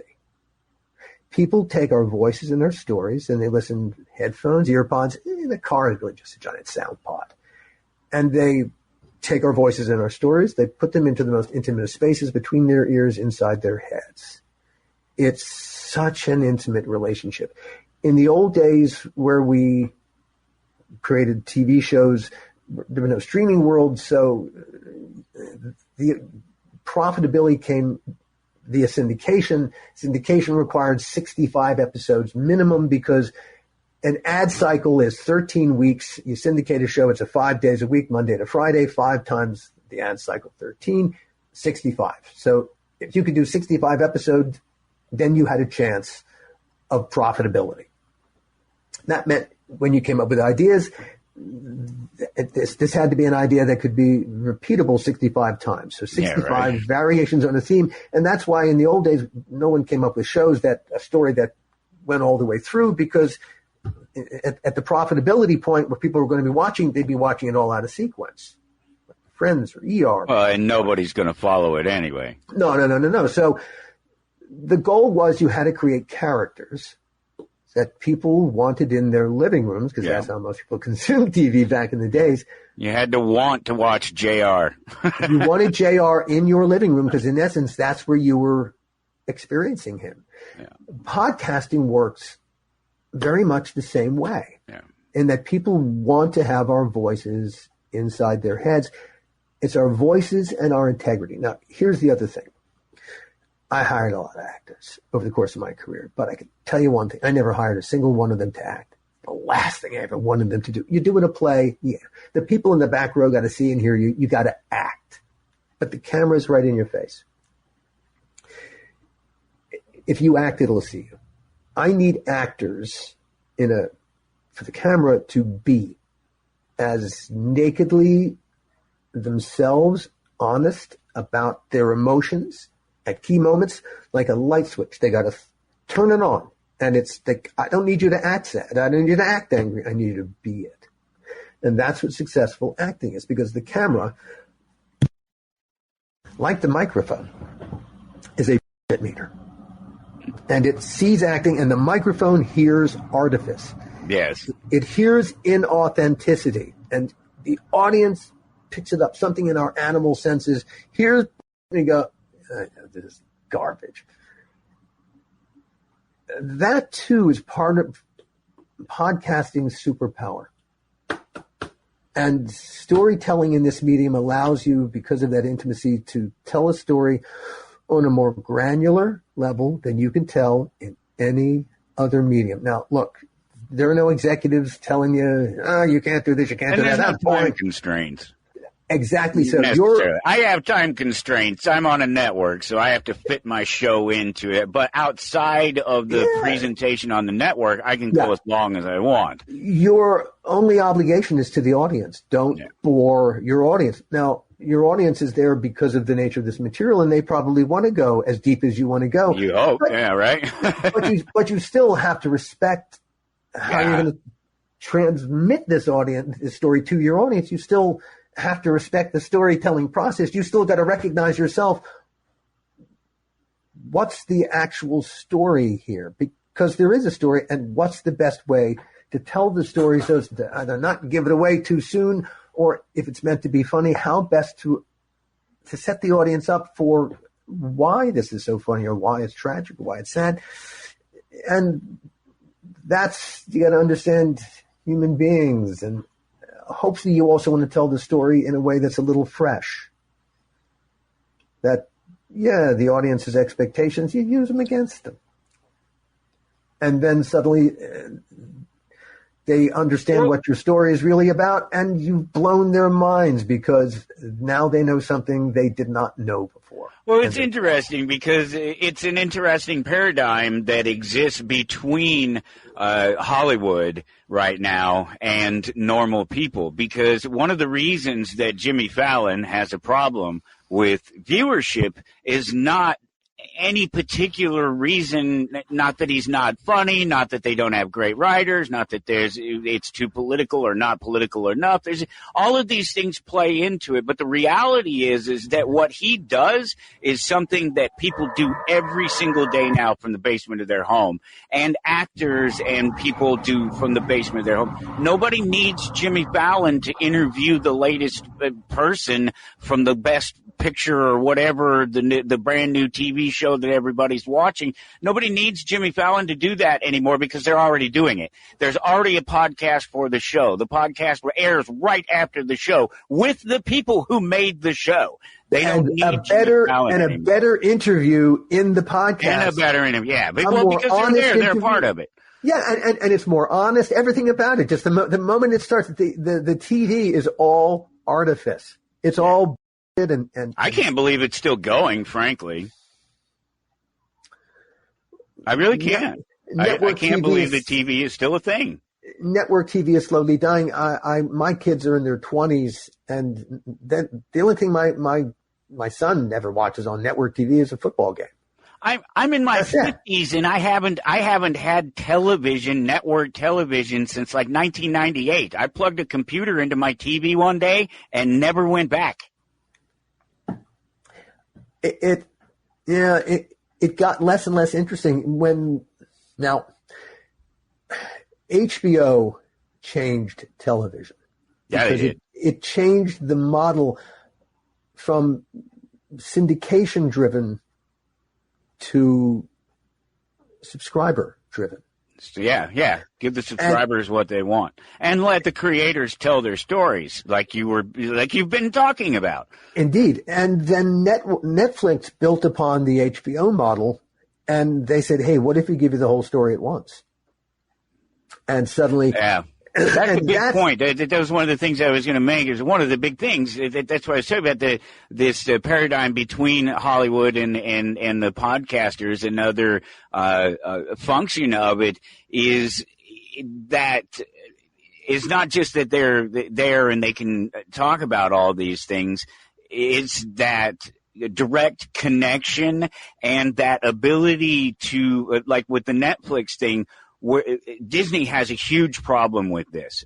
So take, Star Wars. They have a huge problem with their Star Wars right now because of a lot of reasons. But one of the biggest reasons that any of these guys are having problems with like serialized programming is the fact that they're not dropping it all at once. They're still trying to do this feed it to people week after week model where when in this world somebody turns on, they watch the first episode, they turn on their microphone, there's 1 million people just flipped on their microphones and their cameras and went to YouTube to tell about how bad it was, how much it sucked. And they haven't seen it yet. There's still 7 more episodes of the show to go. And so they have this is one of the biggest problems that certainly Disney hasn't figured out. Obviously, Netflix and some of these other guys, Hulu's figured it out. They just dropped that entire season of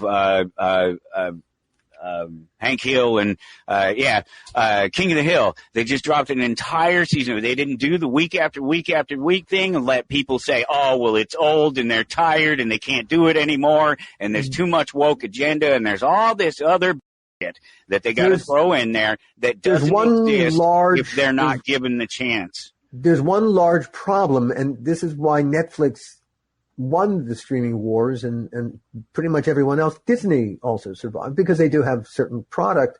But the problem with streaming from a financial standpoint is, all right, the audience eats a whole season that took 6 months to produce in one day.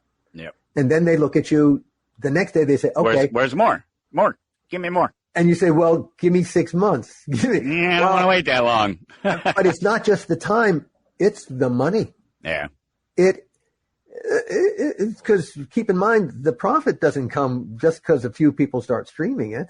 Yeah. It still takes time. These are expensive shows that's going to take time to pay back. And so you cannot actually make them like a factory. It's too expensive and there are just too many resources needed. So it was an unsustainable business.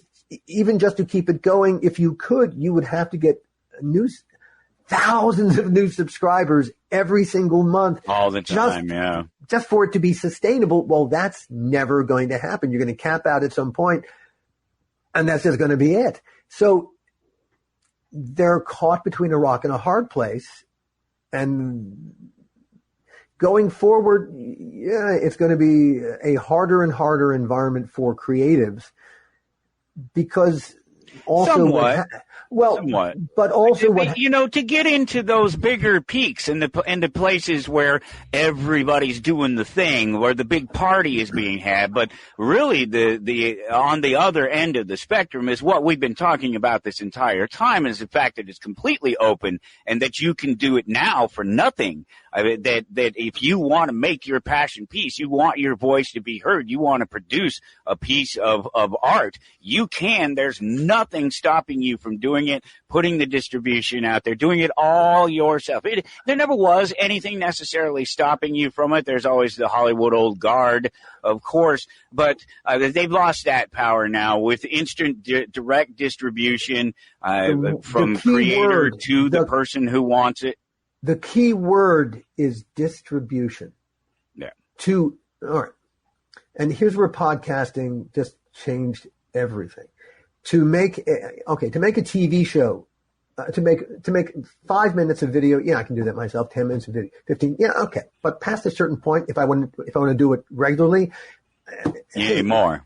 It takes time. You need more money. You need more time. How are you paying for this? Are you independently wealthy? More food. And so to do it, it's an expensive proposition as you scale up. Yeah. A podcast.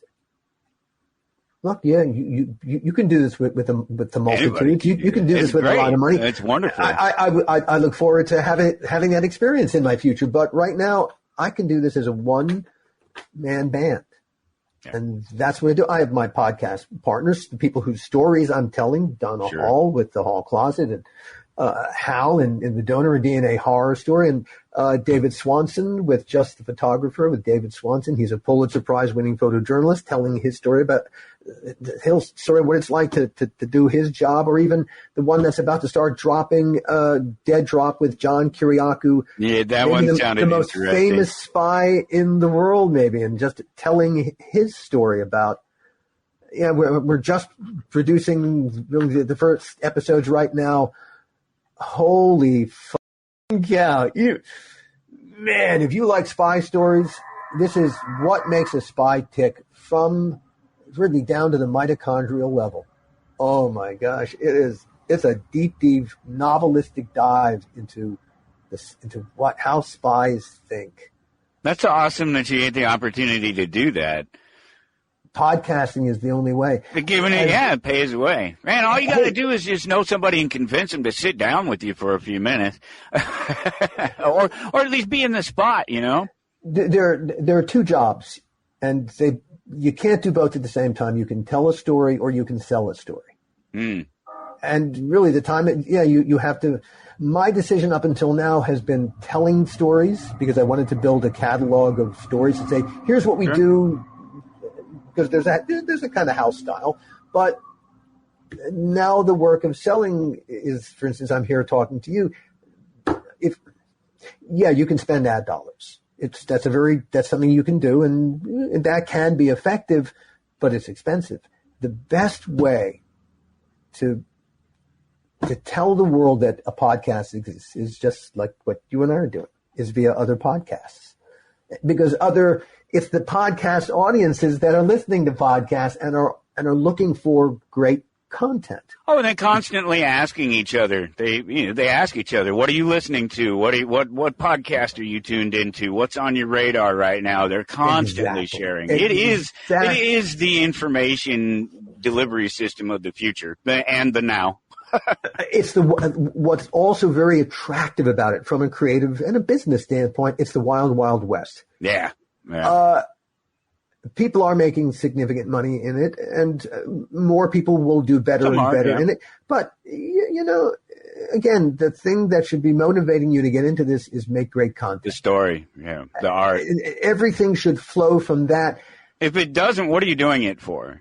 Truly, that's having a conversation in general. If you're not having a conversation, you're not having an honest conversation with someone. What's the point of having the conversation? If you're not enjoying it, if you're not enjoying the process in every way, shape, and form, you're doing the wrong. You're in the wrong place. You got to bring people what you love.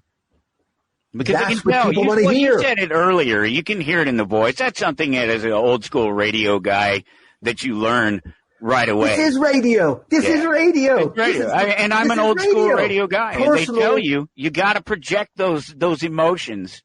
People can hear it. They can hear it in your voice. It is personal radio. It's radio really as if it's designed for the individual. As raw as it is, yeah. And our relationship, because of the nature of podcasting, because really it's peer-to-peer. The podcaster's relationship with the audience is equally peer-to-peer. Our relationship, hey, if they have a comment, they can put that comment in, and hey, we better respond to it.